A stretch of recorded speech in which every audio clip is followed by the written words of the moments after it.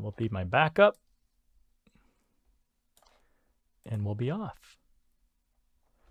Dan, welcome to Inspired Money. I'm so excited to have you on the show. Thank you so much. I've been looking forward to our conversation. Let's jump right in. What's your earliest childhood memory of money? Money was a big issue for me as a very little kid because we were extremely poor. So I started experimenting with things. And the really first time that I got my hands around the concept of capitalism, I was about 12 years old. And I saw that my mother had canned all the sweet corn that she could possibly hold for our family. And there was still corn out there in our beautiful garden. And I thought, wait a minute, we're just going to feed that to the cows? I would get up early in the morning, like 5:30 when the dew was still heavy, pick that sweet corn, put it in a little red trailer that I would hook behind our one little family tractor and drive 2 miles up to the paved road and put up my sign, sweet corn, 30 cents a dozen. And I started selling sweet corn. And to think that here people were willingly giving their money and would come back the next day, for more. And that was, in that case, pure profit because I didn't have any cost of product at all. I thought, oh my gosh, I'm in business. I'm a businessman. And the thrill of that has never diminished. You were a 12-year-old entrepreneur with no cost, no expenses. And, I see a lot of those things today. People will take old tires and repurpose them or take trees and create beautiful mulch. I love those kind of ideas where you take an existing product that seems to be trash for somebody and turn it into something that is valuable. I love that. Now, you say that you were poor. I know that you grew up on a dairy farm in rural Ohio. Your dad was a farmer and a pastor at a small Mennonite church. You attended church 3 days a week. How did that shape your views on work, wealth, and happiness? Well, since you put in some pretty significant criteria there, I'll have to say that the theology in our house had more of an impact on my view of money than the economics. Here's an example. We didn't have running water in our house until I was in the 8th grade. I'm not real sure if that was an economic issue or a theological issue, because coming from Amish background, my grandparents were Amish on both sides, so horse and buggy, no running water, no electricity. That was still a really strong theme in our house. But we were poor. There were other indications we were very poor, for sure. But because my dad pastored this little tiny church, our view of money was that it was really safer to not have any. You get in danger if you have access to money. And the safest way to really live a godly life is really to not have any. Now there's a whole lot of fingers of what I just shared there, but that was the feeling. So there was never a desire to, we're going to be really successful and have lots of money and be able to buy new cars or even new tractors. No, it was, we need to be content with what we have. Again, drawn from biblical principles, we need to be content. Don't try to have too much. Never do something that would draw attention to yourself. We're here primarily to serve. And that's probably going to look like, at the end of the day, not a whole lot in the bank account. That was a real strong overtone in our house. Was the view of everything kind of binary? It was either godly or worldly? Totally. You nailed it. Totally. That's right. We're in the world, but not of. So that dichotomy, the binary view, if it's money, it's material. That's not godly. Godly is over here on the other side, in the other column. And that really shaped my early views of money. So how is it that you ended up being the person that you are today? Now we're talking on a computer, so you have electricity now. We do. And toilets that flush. Like, at what age did you start really exploring and trying to open yourself up to different perspectives? Well, you're really going to lean into this biblical worldview that I had. And I decided very early on that that was not something that I wanted to model. I didn't see the joy and victory and sense of fulfillment in my parents' lives or those around us. And I thought, wow, if this is what it means to be Christian, I may take my chances with doing something else.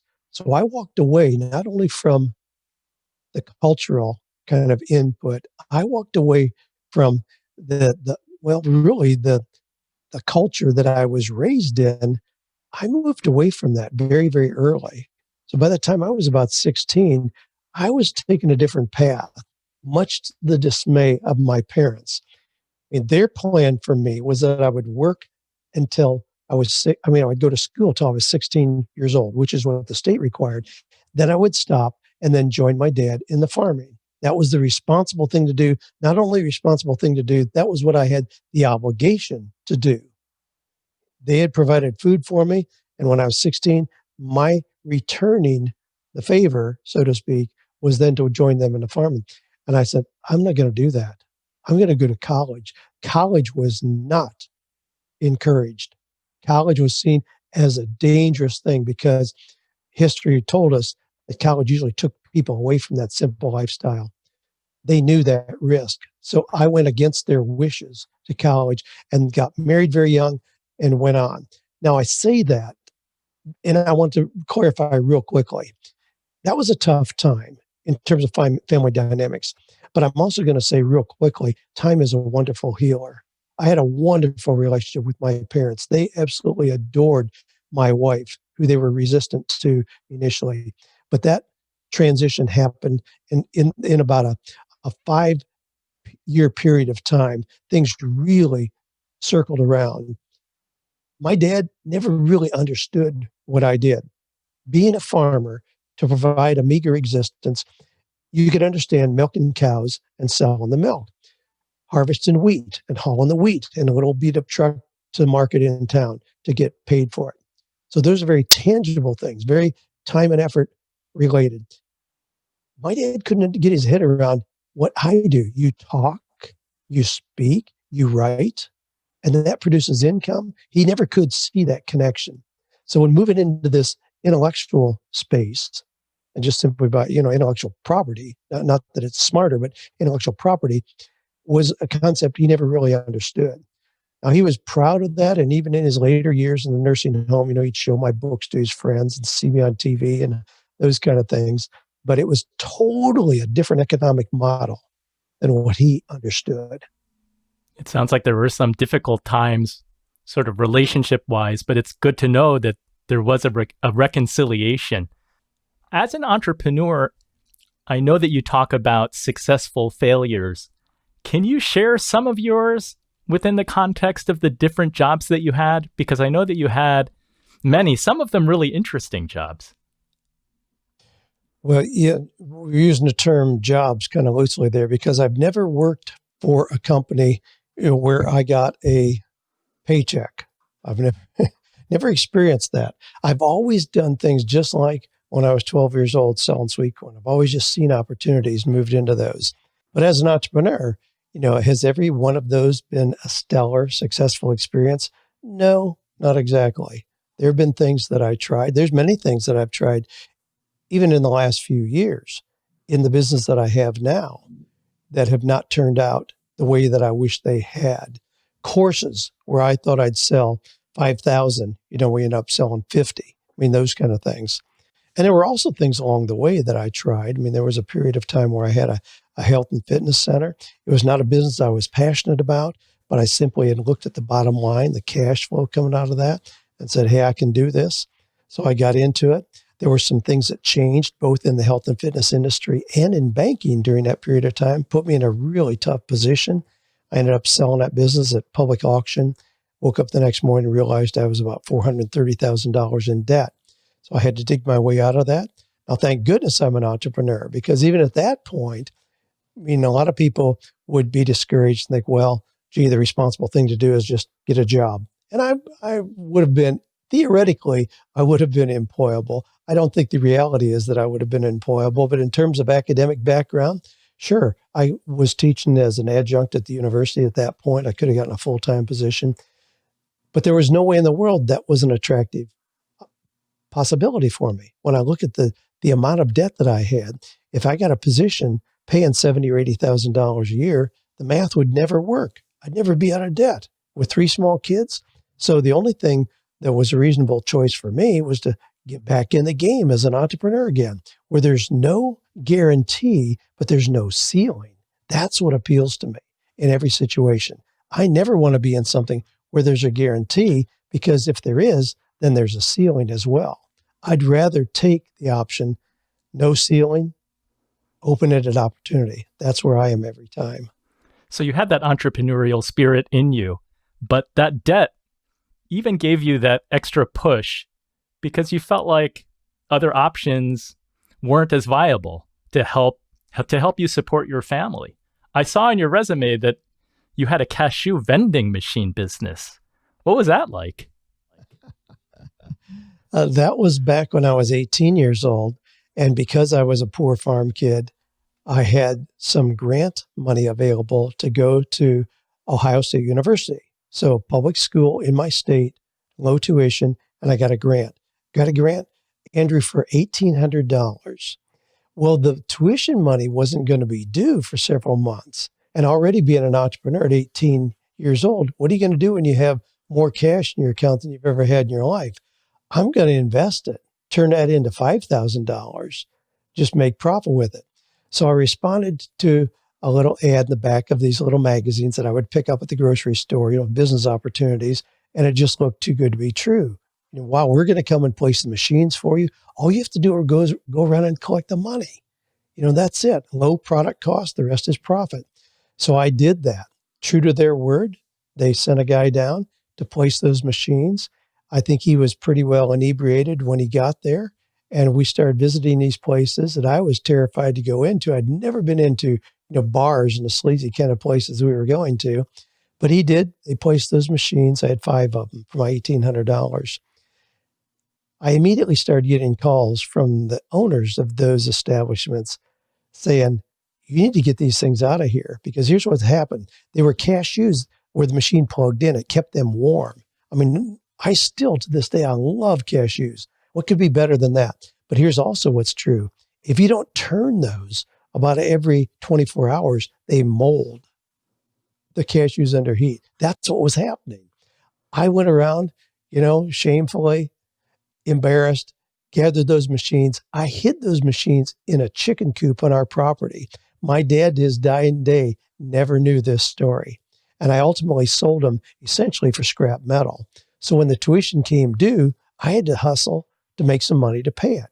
Yeah, but here's the thing. And I'll give you, I don't know if I've ever told this in this way, Andrew, but here's kind of the rest of the story. So that was the vending machines. So I load product in it. The customer uses the product. I reload it.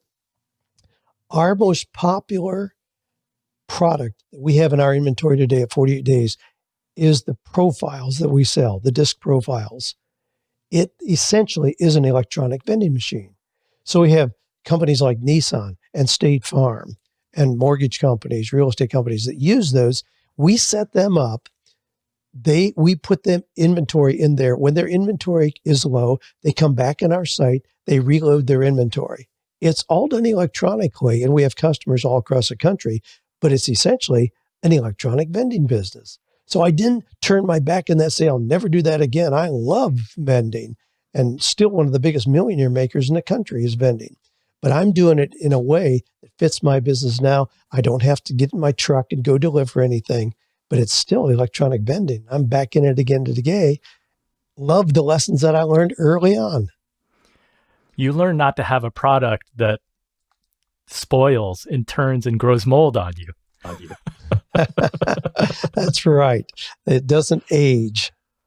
So it seems like you're very adaptable, because in these successful failures, there are some stressful times. I mean, the vending machine business didn't work out the way that you had hoped, but you had to figure out a way how to pay your tuition. The fitness business did not work out the way that you wanted. you had $430,000 in debt, you always have, like, is it very stressful in those times when you're trying to figure out and you're trying to put the puzzle pieces together and say, how am I going to get out of this? Well, it is, but I'm not somebody who gets discouraged easily. I so believe in the possibilities that I'm one of these glass half full kind of guys. You know, if I walk out here and my mailbox is full of horse turds, I'm going to be looking around for a pony. You know, I'm sure there's a good ending to this. I'm just wired like that. So even with enormous debt like that, when I was still young, to go through that, yeah, the bank that I had an agreement with changed ownership 3 times in 2 years. So the people that I knew that I had handshake agreements with were gone. You know, I could have blamed the bank. I could have blamed the health and fitness, and there's no point in that. You know, then I'm helpless. Then I better just go get a job. So the morning after I woke up and realized I was that deeply in debt, I looked in the mirror and said, dude, you got us into this. How are you going to get us out of it? There's just nowhere to go but myself. So accepting responsibility for where I am is the first positive key to walking out of it in those times when I got results that I didn't expect, that I didn't want. I'm in charge. Is there any lack of opportunity? Are there fewer opportunities today than there was yesterday? No, not at all. And as long as I believe that, yeah, I'm always optimistic. And my wife will tell you that. I mean, there were times when I was recovering from that really big crash where I know she really pretty much lost hope and I'd cut pictures out of a magazine. I'd say, honey, this is the kind of house we're going to have. And I'd put it on a refrigerator so that we would both have to look at it every time we open that door. I was always doing things like that. So I'm always believing we can live any kind of dream that we want. Here are the things that are going to make that possible. And you fast forward to today, you're celebrating the 20th anniversary of your book, 48 Days to the Work and Life You Love. I think it's some of those difficult experiences that really gave you perspective and probably a deeper ability to help to coach and counsel people who are kind of feeling lost and not knowing what they want to do with their life or in their career, because you've seen those dark times. You can reassure them that you've been there, and you can look at the vision of the house, the photo of the house on the refrigerator, and you can turn things around, that you can get there with some optimism and hope. You've built a multi-million-dollar business, sold many, many books. I think that many people know your story of 48 days, that, you really want to empower people to be able to change in 48 days. They can make a meaningful change in their life. I want to ask you, I know that you and your wife, Joanne, have 3 children, Kevin, Jared, and Ashley. I understand that they're all entrepreneurs in their own right, but they each have very different interests and they have different whys. As a coach, and maybe more importantly, as a parent, how did you and Joanne guide them? How did you and Joanne guide each of them?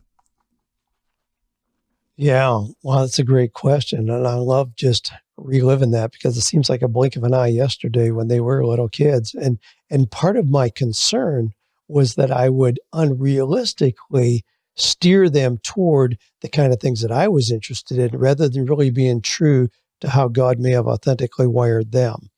And that's something that I really dealt with along the way. Am I just artificially pushing them toward entrepreneurship? Should they perhaps just go get a job? When Ashley graduated from University of Tennessee with a degree in psychology, I said, Hanya, you probably want to go, get a job somewhere and follow, your degree. She said, oh no, I want to continue working with you. She'd been working with me since she was a little girl. And she says, no, I want to do this, even though she then had her degree. But I've evaluated since then. She now is a grown woman, has 3 daughters, is a mom herself. And the last thing I would want to do is have one of my kids working for me because they were simply helping dad live out his dream and not living out their own. So I've had those checkpoints along the way with my boys and with my daughter. Are you living your dream? Don't just try to do what I did. Don't just try to be swayed by the things you saw even when you're growing up. What is it that you truly want to do? So I am pretty confident at this point that they are on their own individual paths. And yes, that does look like entrepreneurship. But here's how that works. One of Ashley's daughters, Clara, when she was 8 years old, wrote a book with my wife. So they call her Yaya, their grandma. So she wrote a book together. What if it were possible? So the book was published. Publisher loved what Clara did in terms of the illustrations on the inside. Even the cover illustration is done with her artwork, and they have the book. So now we have the book. So I had Clara on my podcast. I said, Clara, now I know you're selling your own book. What do you sell it for? $10. I said, wow, okay. So when you sell a book, you make $10. Is that all yours to keep? She said, no, I have to pay Papa. That's me, $2. I said, okay. Of course, I had prepped her on this. I said, okay, so you're making $8. So I said, you're selling them really quickly. I mean, she has no problem at all walking up to people. They're full-time travelers. So anywhere they are, she's got a new audience. She sells her book. I said, so I ordered 500 copies for you. When you sell those, how much money are you going to have? Well, $8 a piece, 500, that's $4,000. I said, oh my gosh, you can buy a nice used car for that. And we laughed about it and all that. Now, here's the thing. Doing that, I told Ashley, I said, Ashley, I'm going to spoil your children for ever being content with traditional jobs. They know too much. That's really what happened with my kids. It wasn't that I was trying to steer them away from being, having ordinary jobs. They knew too much. We gave them skills to take an idea and turn it into money. And when you really see that, it's pretty hard to be attracted to somewhere where you go clock in at 8 o'clock, out at 5, and they guarantee you 2 weeks vacation and a paycheck on Friday. But if you've experimented outside of that model, then I find that people, even who may not be wired as type A people, they still are drawn to things where they're more in the driver's seat in what they do. So yes, all my kids are entrepreneurs. I've got 17 grandkids, and it looks like they're all going to follow the same path. Now, if some of them want to get a job, fantastic. I hope they get a job in the summertime working at the ice cream shop or whatever. But ultimately, they're going to settle into things where they know they have open potential, open possibilities because they're in the driver's seat. Wow, it's truly a multi-generational entrepreneurship. As a parent, maybe you can share a little bit about, your 2 sons as well. I'm wondering, as a parent, how do we listen and then try to help our children to find their calling? Because I know in 48 days, you talk about finding one's calling. It's not just a religious thing, and it's more than just career or job. How do we help our kids find their calling? Yeah, we have to watch, observe, pay attention, and recognize, in 48 days to the work you love, I say that 85% of the process of having the confidence of proper direction in our career or business is from looking inward first. It's not seeing where the trends are, who's hiring, what. No, 85%. What are your unique skills and abilities? How do you relate to other people? What are your personality traits? What kind of environments are you most comfortable in? So that's number 2. Number 3 then is, what are those values, dreams, and passions that you have? So that's the process. And I have to allow my children to do that. What are your unique skills and abilities? What are things that you, in terms of where you are at this point, know that you do really well? Things that you enjoy doing. And then, are you introverted, extroverted? No right or wrong, good or bad. But how is it that you are uniquely wired? In the Bible, there's a verse that says, train up a child in the way he should go, and when he's old, and not depart from it. Well, we sometimes use that to think, well, if I force my kid to go to college, force him to go to MIT, get a master's degree or whatever, he's going to always be assured. No, that's not what it's saying. Train up a child in the way that he should go. The real original version of that is better interpreted, train up a child in the way that he or she is bent.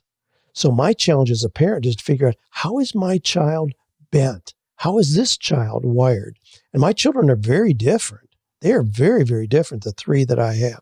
So with each of them, it was figure out, how is this child bent? What are they interested in? How do they relate to other people? And then help them find a path that allows them to live that out.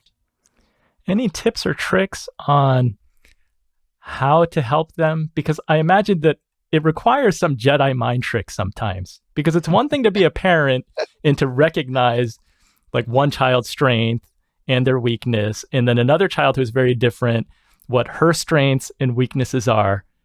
But you also have to let them to like self-discover. You can't just impress it upon them and say, this is what you're good at. You got to do this, right?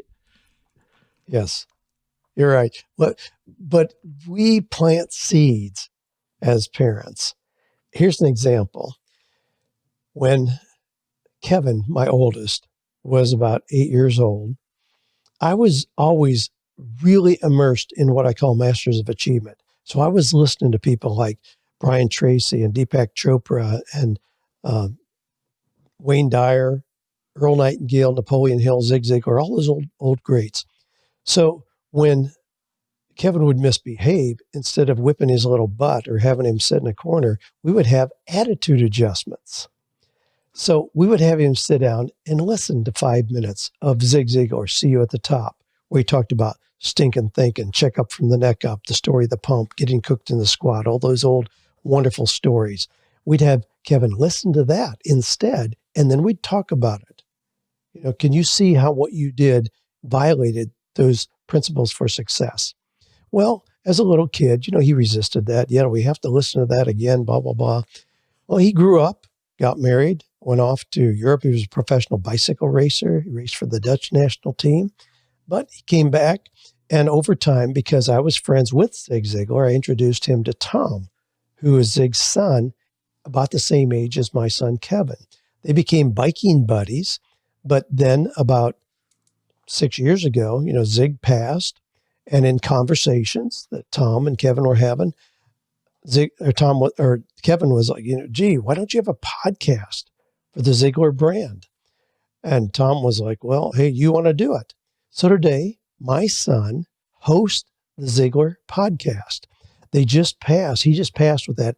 Incidentally, you'll appreciate this as a podcast. He just passed 48 million downloads. It's amazing the power of that iconic name. But here's a little kid who resisted being disciplined in that way, having to listen to Zig Ziglar, and now he is the voice of the Ziglar organization.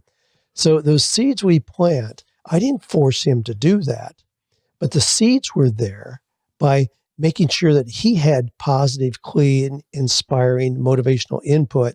It gave him that basis that came out ultimately as an adult in ways that I could have never anticipated.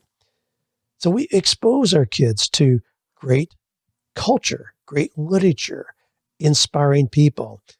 Don't have them watching the news with all the negatives on there, but encouraging them that there are possibilities. The world is not going to hell in a handbasket. There are great opportunities for us. How can you take advantage? If something bad happens, what does this make possible? And just those principles get ingrained that then give them the tools and the courage to live out their own authenticity.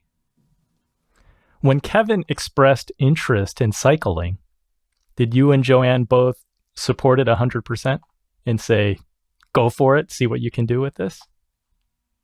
We did. We actually were thrilled because we weren't excited about having him in some of the contact sports that we see injuries happen so rapidly. And so he was naturally good as a bicycle rider. And there's a lesson in that. I'll tell you a quick story on that. So when Kevin was 10, BMX, bicycle motocross, just exploded. I became a regional director in the state of Kentucky. I get involved. I rode as well. But the first part was Kevin wanted a $400 bike. Now, we were used to getting $25 bikes, and fixing them up, big deal. But all of a sudden, we had these fancy bikes came out that were BMX bikes. And the neighbor kid, right across the street, his parents got one. Yeah, no, he left it laying out in the front yard overnight, no big deal.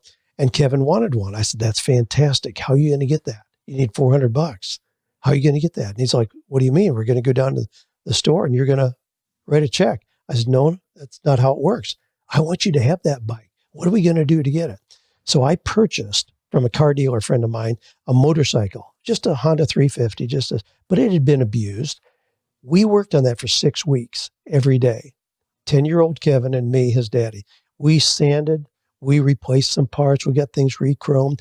I kept track of every single penny I spent. He was with me. We kept track of I provided all the money we needed to buy the bike, all the repairs and all that. We fixed it up, put the little tiny pinstriping on there, put it in our front yard, and sold it the first day it was out there.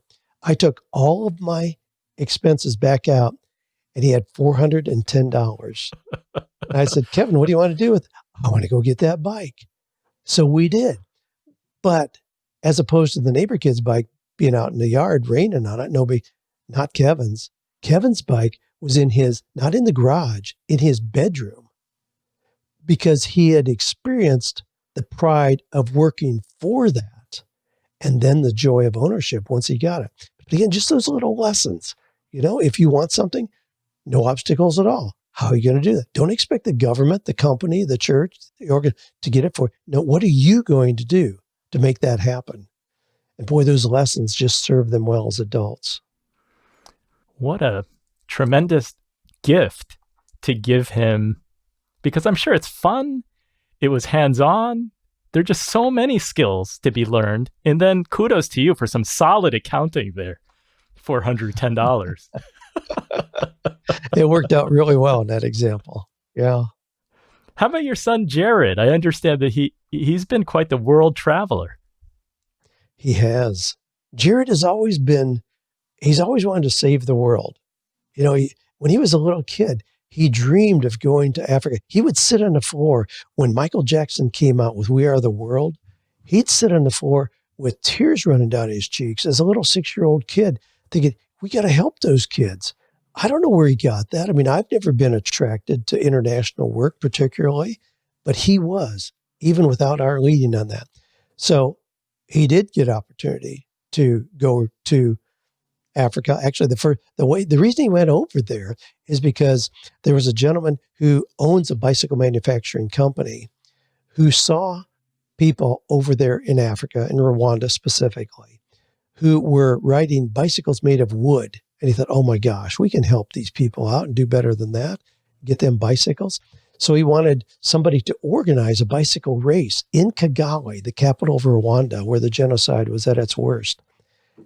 He tapped Jared on the shoulder and said, will you do this? I'll pay all your expenses for 6 months to go over there and do that. I mean, Jared, oh my gosh, I'm your guy. That got him in Africa. And once he was there, he says, hey, this is where I'm going to stay for a while. And he stayed there for 10 years. Yeah. But that was his entry, was to get over there to help organize that bicycle race. And then he started micro enterprises over there, helping people who are so disadvantaged in every way. But he says they deserve a chance. And so I said, well, don't come back to Williamson County, Tennessee, where it's high income per capita. Yes, it is that. It's 7th in the nation in terms of county, 1st in Tennessee. I said, don't do that. Everybody does that. Come up with a better solution. Come up with something more creative. So we explored these micro enterprises to help the ladies that he was trying to help them come up with work that they could do to be self-sustaining. We're not just expecting what's next week's handout going to be. No, what can they do to get in the game? And that worked very effectively. Where is he now? He is now in San Diego, and he has really found his groove. I mean, one of the things that not only does he have a broad vision geographically in terms of who he has, a broad vision universally. He has always been enamored with space, Carl Sagan, the things that we're doing in outer space. He is very immersed in that environment right now. He is the brand strategist for Space for Humanity, a large organization that is very involved in what's going on, these space launches. Jared coordinates all the big names, the astronauts and all that, to be together on calls to celebrate what's happening. He is helping envision what humanity can do on Mars to do a better job than what we've done here on Earth. That's where his thinking goes. Again, he didn't get that from me. That's totally foreign territory. But he is so in his zone of genius right now. It's amazing. It sounds like none of your children will ever need 48 days to figure out where they're going. They all seem to be well on their way. Well, it's funny to hear them share the same principles with their children that help them get to where they are. Yeah, and then my daughter, Ashley, is the youngest. She works for me, has for over 18 years now.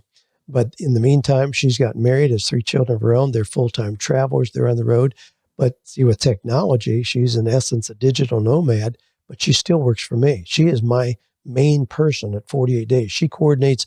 She's my liaison to everybody else on our team. I work with her. She works with everybody else. Yeah, she's amazing. She's my gold standard for people who want to bring on our team, is to measure them up to her because she's so incredible. So but again, I mean, she's very independent. I give her a lot of freedom, which should be pretty clear.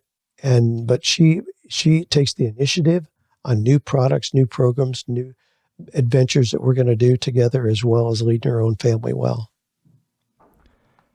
So it's been 20 years of this book, 48 Days.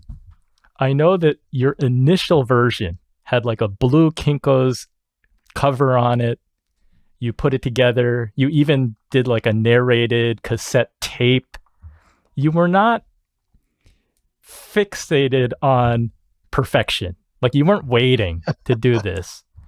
I read your book, 48 Days, and one of the takeaways that I saw was it's about action. I mean, clearly you have to figure out, you have to look inwardly. There's that 85% of your time, looking inwardly, trying to recognize what your skills are, what your talents are, what your passion and purpose are. But how do you teach or develop the action, taking action? Because I know that you're a lifelong learner. There was a period in your life when you bought hundreds of courses, videos, reading books. A lot of people go to these seminars and they come home and they're like, I had a great week. I learned a lot, but then they don't do anything. How do you take action? And how did you instill that in your kids to take action? I mean, that seems to be like a key differentiator for a successful entrepreneur. Oh, you are so right. It really is. There are a lot of people who say they're going to start a business, as an example, and 6 months later, they've listened to 70 podcasts, they've read 10 books, they've been to 3 conferences, and they've never put a penny in the bank. All they've done is increase their learning. We have to move beyond knowledge. Knowledge is fine, but we have to move beyond that, or it's never going to move the needle at all. We have to move beyond that to understanding and application. And I've always been one, in the book, The Lean Startup, Eric talked about minimal viable product. So, and then Reid Hoffman, founder of LinkedIn, says, if you aren't embarrassed by the first version of your product, you waited too long. I've always been one just to get it out there. It doesn't have to be perfect. Get it out there. Then your market will tell you if it has any value and how you can improve it. So yeah, I started with a very, very rough little thing that I did at Kinko's. You know my history well, and did that. Then I went to a 3-ring binder. I had it there. I never talked to a publisher.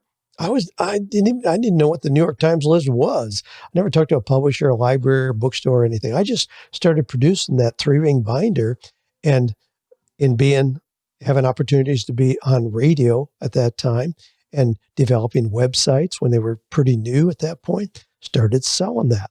Then I went to a conference with Mark Victor Hansen, co-author of Chicken Soup for the Soul, and heard this gracious gentleman talk about how he sold a lot of books. I came back, and in the next 36 months, I sold over $2 million worth of that 3-ring binder that I had. I had the pleasure just last week of interviewing Mark Victor Hansen and reviewed some of those early details. And we're going to get together this next year again at a couple of live events and kind of give the update what happened. But I invested in that conference of his. So I spent the money for the learning, but I came back and I did exactly what I learned. And it changed the trajectory of what I was doing. That willingness to take the leap, is that something that was just born and within you? Or is that something that you developed? Is it a mindset? What is that? I think it's all the above. It's hard for me to look outside of myself at me objectively. I realize that. I was always like that. I was always taking action. And I'm one of these, I'll take action even if I'm not sure what I'm doing. Jump in the net will appear kind of guy. So I've always been that way, but I think you can learn that. And you mentioned the word mindset. It's that more than anything. If I believe that there are no opportunities, I mean, take this year, what a crazy year we've been in. So if I think that nobody's hiring, there's no opportunity for small business, they're all shutting down, we're all going to get sick and it's going to kill a whole lot of us. Well, there's some pieces of reality in there, but if that's what is prominent in my mind, I'm dead in the water. I'm not going to start a profitable business. I'm not going to see new opportunities.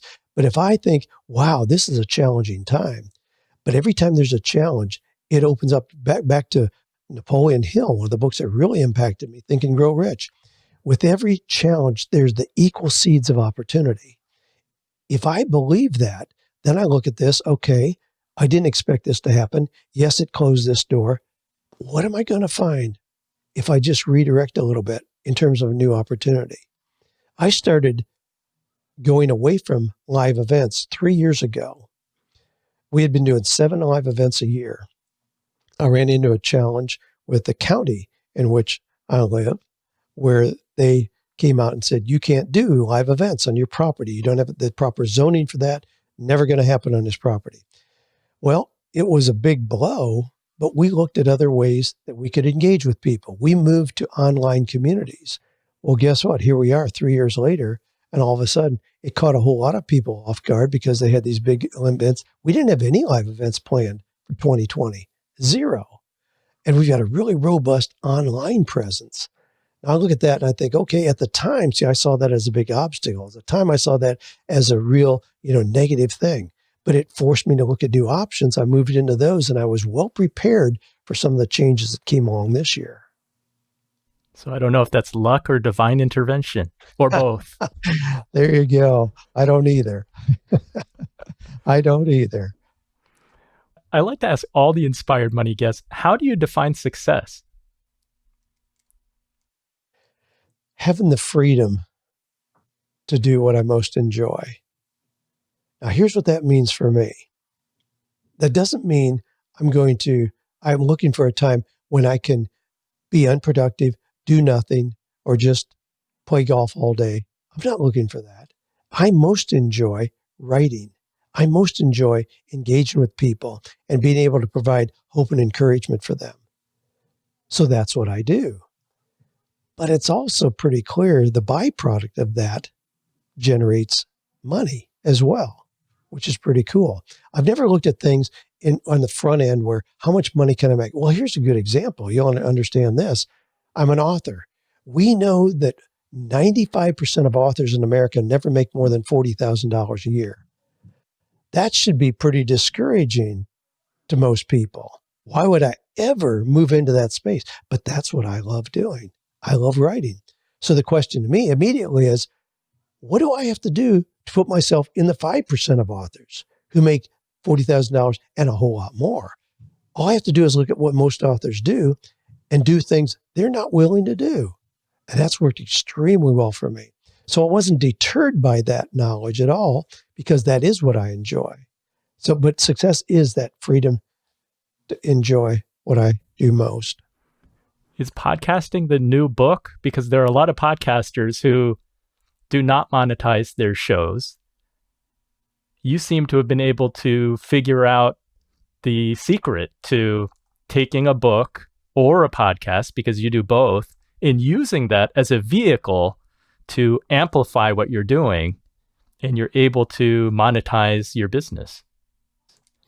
And you've got the sequence really well there. I mean, I run into these, Gen X kids at conferences. Hey, Dan, I got a podcast. Fantastic. Man, I'm so excited for you. What's your business? Tell me about your business. Well, what do you mean? I've got a podcast. I'm like, oh my gosh, that just breaks my heart because I would never approach a podcast as a primary end product by which to monetize. It's a vehicle. I've never seen anything more effective as a marketing tool. I've never had engagement with audience where they are so loyal and so responsive.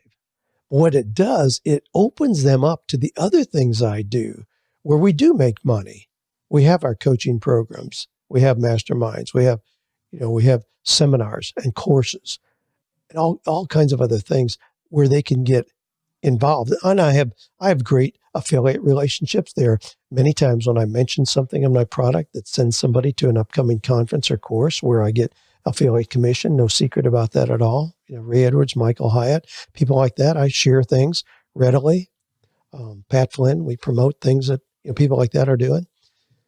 But it's not a standalone. It's a vehicle to be part of a robust business that has other components. So I'm always looking at those multiple components, and everything I do is on the bubble. I started what I'm doing today as a Sunday school class. Then I had an opportunity to get on local radio. Then I discovered the power of podcasting. But every time in those transitions, I 10 times my audience. So here's the key, Andrew. You show me the next thing that gives me a 10 times multiple in what I'm doing now, I'm finished with podcasting. I'm not married to podcasting. It's just that right now, it's the best tool that we have for doing what we do. So it's a tool, absolutely, and I absolutely love it. But are we going to be doing the same thing 10 years from now? I doubt it. I don't know what it is.